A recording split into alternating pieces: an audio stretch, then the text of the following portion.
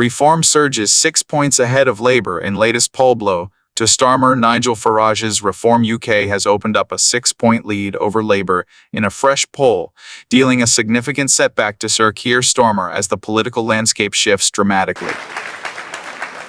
Now, the idea behind this was that as we got past 100,000, we realised that the Conservative Party had sent out 131,680 ballot papers in their last leadership election. So we thought, well, we'll put that up, and who knows, maybe we'll go past it. And on Boxing Day morning, we went past that number, only to have the leader of His Majesty's loyal opposition accuse us of fraud, saying we were making it up. Well, we weren't, because we got people to come in and check and look at the back end, and it's all absolutely legit. So I was thrilled to go past that number. By the way, I have it on good authority now that the Conservative paid-up membership is now less than 100,000. So, since we launched this, and by the way, in the modern world, to have got here this quickly, isn't it truly extraordinary? Doesn't it show you something is happening in this country? People want real political leadership. They want real change. That's what that tells you. The survey, conducted by Find Out Now, places the insurgent right-wing party at 29, holding steady from the previous week, while Labour slips 2 points to 23. Meanwhile, the Conservatives trail in third place on 20.11, up 3 points, as the party struggles to regain lost ground.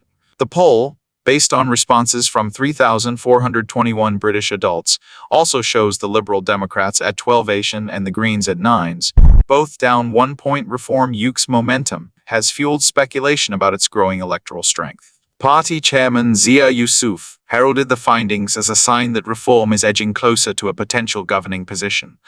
The latest Find Out Now poll has us on 29s, just 2 points away from the level of support needed to form the next government, he said. Reform MP Rupert Lowe was even more bullish, declaring, "We are 6 points clear. We are going to win the next election, and we are going to restore Britain." The latest numbers come amid a series of strong polling performances for Reform, which secured 5 MPs in July's general election but finished second in 98 constituencies.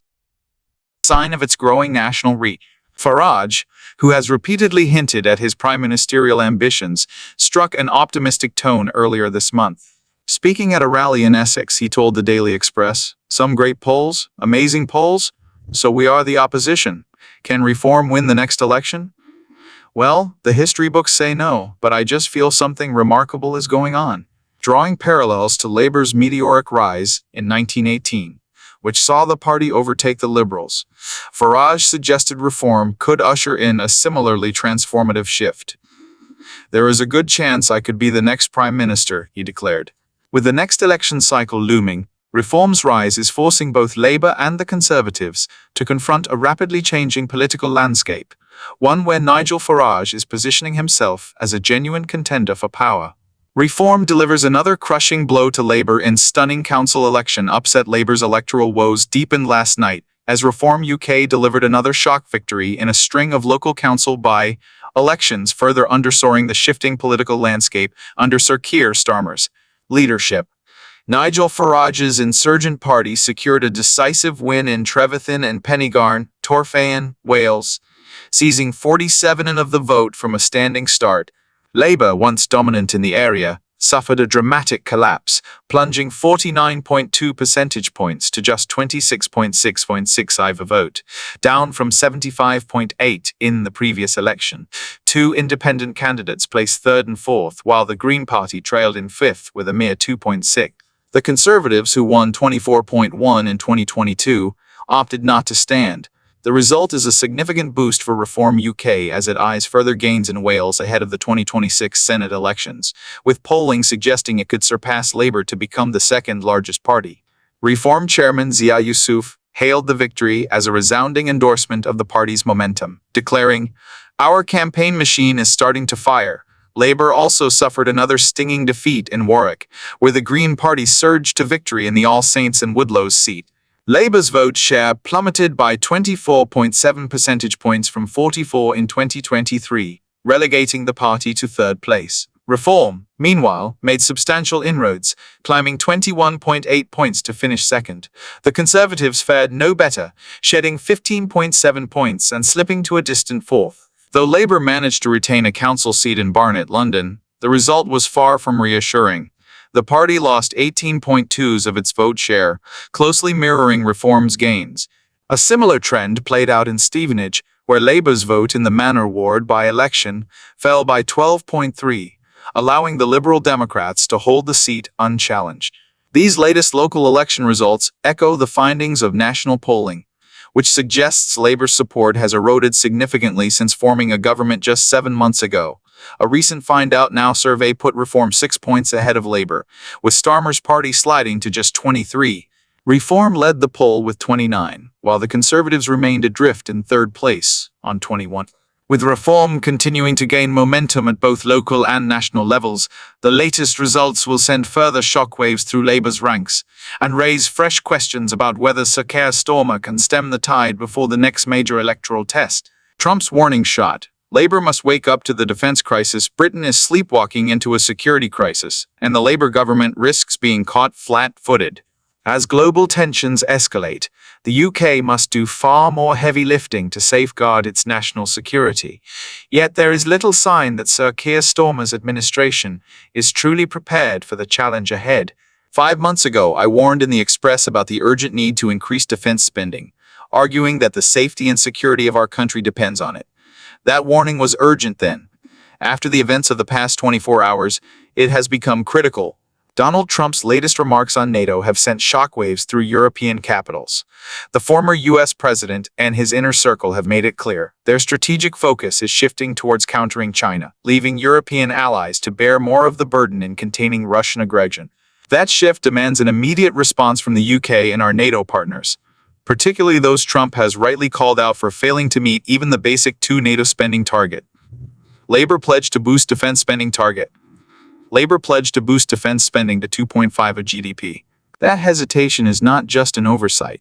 It's a dereliction of duty at a time when Britain must be preparing for an increasingly volatile global security environment. The war in Ukraine remains the most pressing test of Western resolve. As I stated in Parliament last Thursday after securing an urgent question on Ukraine, any settlement perceived as a Russian win would embolden other adversaries, including China. This is why Ukraine must be central to any peace negotiations. It is a sovereign democracy that was illegally invaded by an aggressive dictator. Amid growing speculation about a potential European peacekeeping force to enforce a future settlement, one thing is clear. The UK and its NATO allies must rapidly boost defence spending and ensure their forces are in warfighting shape. When I wrote about this issue last September, I highlighted the necessity of a multi-year strategy to raise defence investment to 2.5% of GDP. This would allow the Ministry of Defence to procure the weapons, ammunition, and military hardware urgently needed to reinforce our national security. Yet without financial certainty, the MOD remains in limbo, unable to place the large-scale orders required to equip our forces for the challenges ahead. Labour must wake up to this reality. Increasing defence spending is not just a policy option, it is an absolute necessity. If we delay further, the UK risks being left behind as other nations rush to rearm. It is simply indefensible that, while dragging its feet on vital defence investment, the government is pressing ahead with a costly deal to rent back our military base on Diego Garcia. The priorities are all wrong. The Conservative-led government played a crucial role in ensuring Ukraine's survival in 2022, preventing a catastrophic collapse that would have had dire consequences for European security. We led when it mattered, and we must be ready to lead again. But our armed forces can only do that if they have the tools they need to meet the threats of today and tomorrow. The choice before Labour is stark. Act now or risk Britain's security in an increasingly dangerous world. The time for dithering is over. Thanks for watching. Stay connected. Don't forget to like and subscribe to keep up with our latest videos and stay ahead of the curve on the issues shaping our world. For even more, join our free Telegram group, link in the description. for uncensored, no holds, barred discussions on the topics that matter most. Be part of the conversation. Your voice counts.